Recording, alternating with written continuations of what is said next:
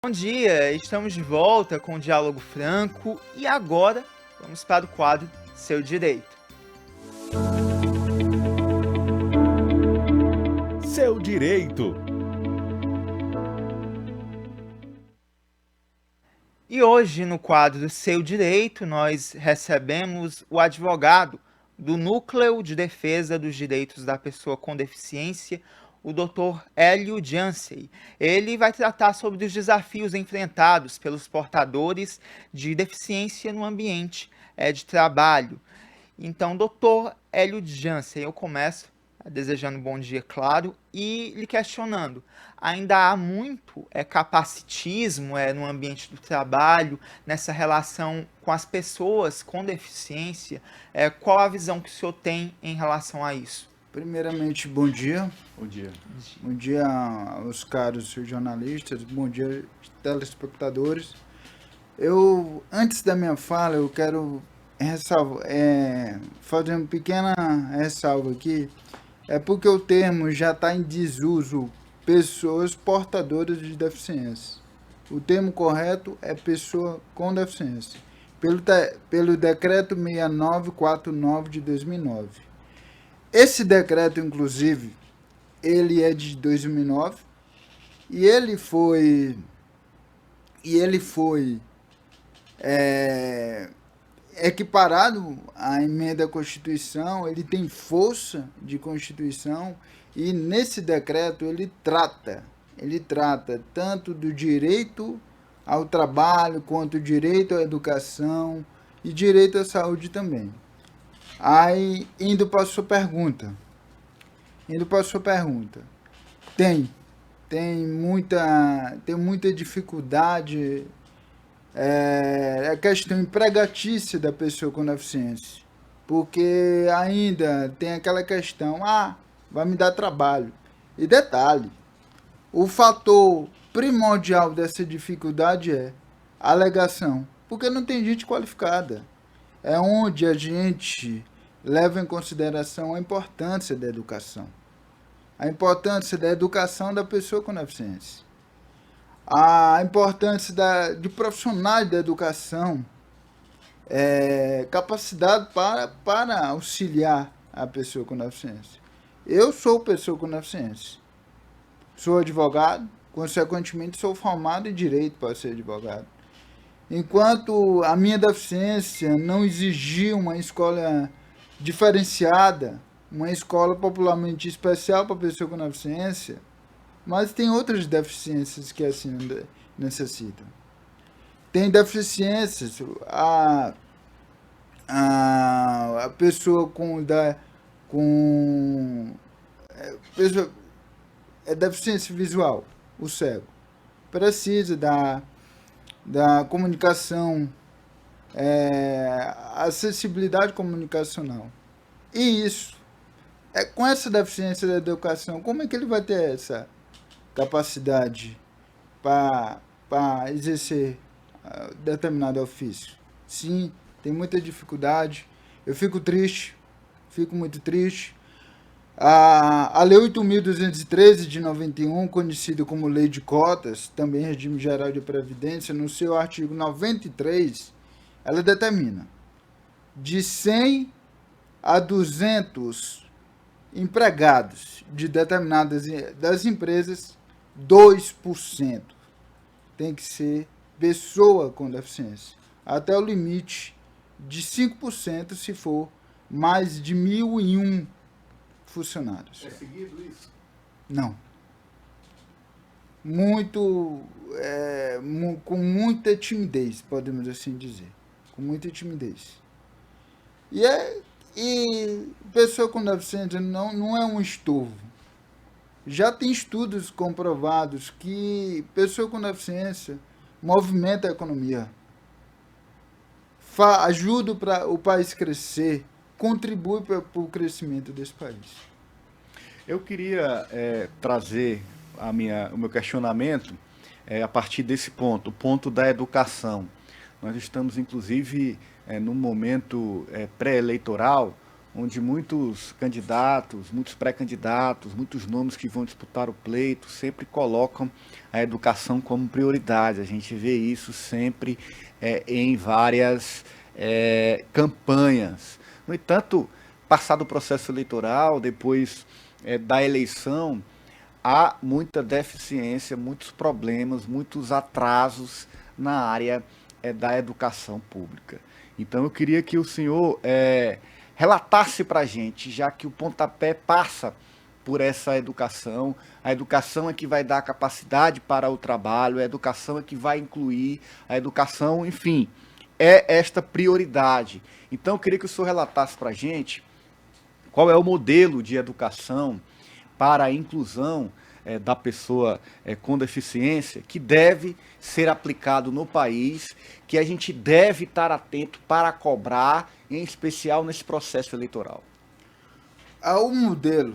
O modelo é profissionais capacitados, Sim. profissionais que tenham amor por aquilo que está executando, para poder prestar o devido auxílio à pessoa com deficiência. O ex-ministro da Educação proferiu disparates contra a pessoa com deficiência. Eu vou pedir perdão, mas eu não estou me lembrando exatamente qual foi suas palavras. Mas foi disparates. Eu vou até eximir-me de proferir. E isso é triste porque nós estamos no século XXI, que a gente tem uma Constituição. Eu quero pedir permissão a vocês, ao telespectador, para falar sobre, em questão jurídica, mas vou ser o mais claro possível, o mais acessível possível, mas nesse momento eu preciso. Sim. Então, a gente está no século XXI, onde vigora na Constituição brasileira a questão da isonomia. Tratar os iguais como os iguais e os desiguais na medida de sua desigualdade. Aí, tratar aquela pessoa com deficiência como aquele é um estorvo, não está cumprindo o princípio da isonomia. Então, eu reforço. A solução está no alcance daquele governante. Criar projetos para aquele profissional se capacitar. Porque a deficiência não é somente a física. A deficiência não é somente a minha que estou na cadeira de roda. Tem outras deficiências. Recentemente, com a atualização da Lei 3.146 de 2015, a Lei Brasileira de Inclusão e também Estatuto Federal da Pessoa com Deficiência, foi incluído o autismo. O autismo muitas vezes não precisa de rampas. Sim. Não precisa de rampas, mas ele precisa de outras acessibilidades. Que eu já ouvi relatos dessa minha vivência, dessa minha advocacia próximo da pessoa com deficiência, que a mãe não conseguiu colocar na escola. Aí como é que uma pessoa dessa vai se tornar um profissional? Então é isso. A solução é capacitação, projetos destinados a pessoa com deficiência, tem as cotas, que juridicamente chamadas ações afirmativas.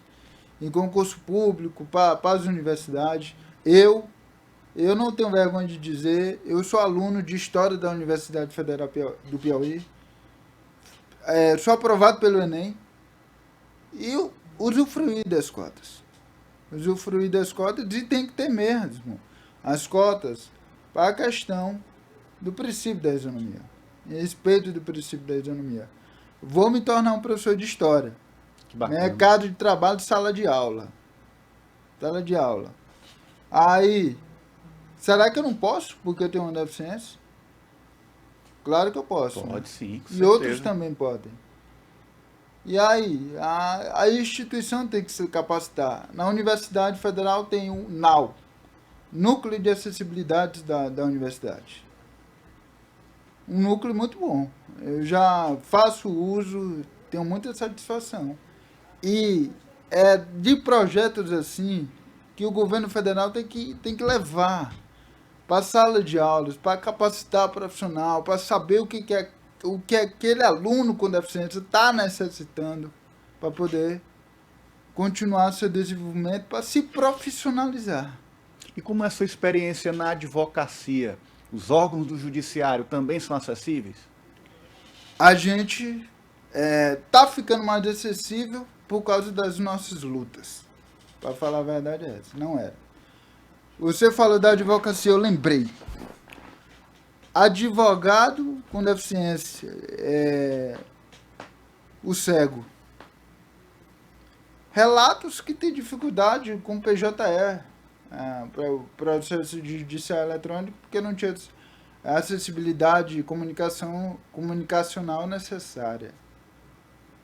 Então, precisa. A sociedade brasileira tem que se conscientizar. Pessoa com deficiência é cidadão.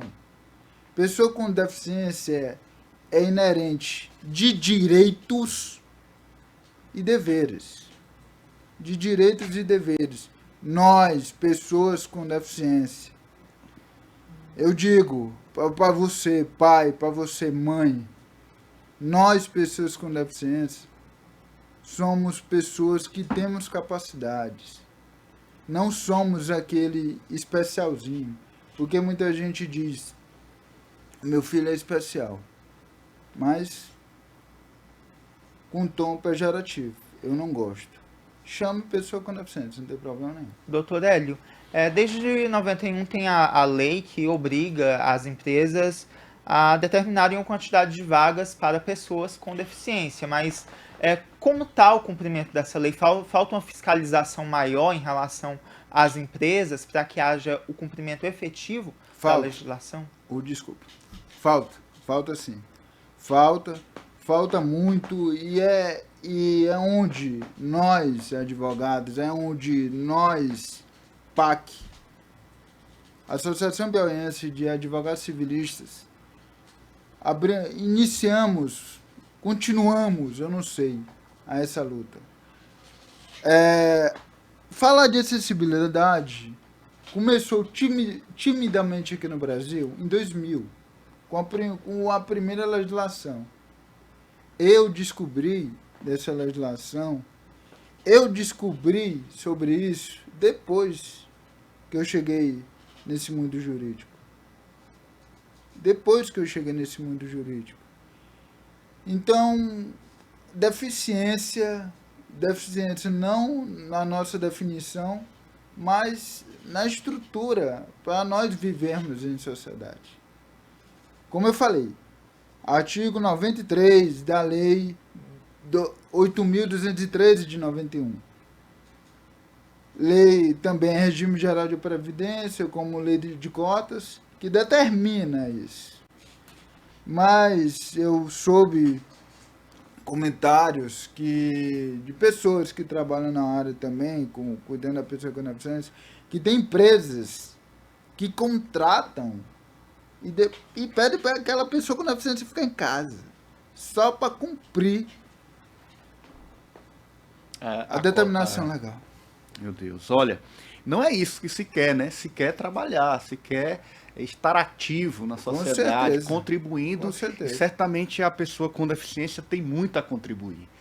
Ontem, no Jogo do Poder, o Amadreu trouxe um relato pra gente de uma filha que levou uma mensagem para ele através das redes sociais, contando que a mãe está em cadeira de rodas e que ela pediu um motorista de aplicativo para levá-la a uma consulta médica. Ela pediu 5 vezes e 5 motoristas de aplicativo cancelaram a corrida ao descobrirem que tinha uma pessoa com deficiência para ser levada, uma pessoa numa cadeira de rodas. E aí aquilo, claro, nos chocou muito, nos chocou bastante, mas é uma realidade que a gente está vendo.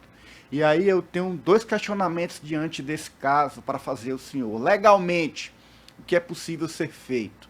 e socialmente, como a nossa sociedade ainda precisa avançar para a compreensão do papel, do ponto, do espaço da pessoa com deficiência. Legalmente, vou falar primeiro da esfera legal. Legalmente, nós como sociedade, como advogados, chamar o responsável desses aplicativos para determinar que aceite. Se o motorista não aceitar, ele vai ser multado, vai ser cortado desse vínculo.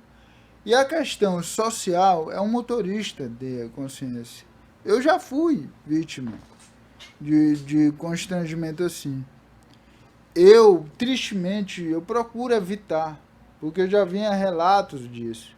E eu vivenciei. Eu estava agoniado para poder sair em compromisso da advocacia.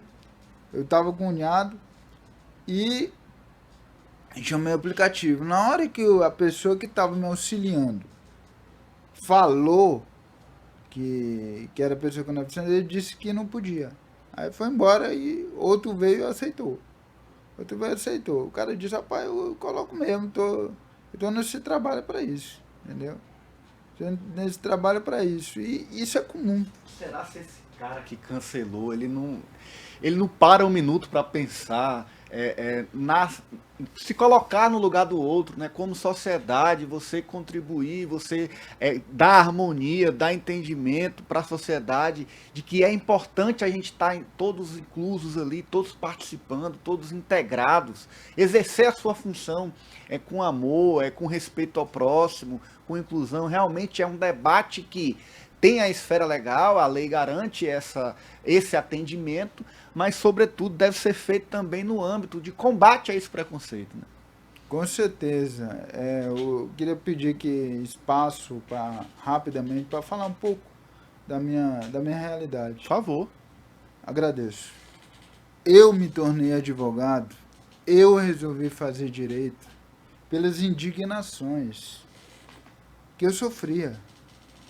Eu escolhi o direito porque eu já sabia que com o direito eu teria espaço para falar.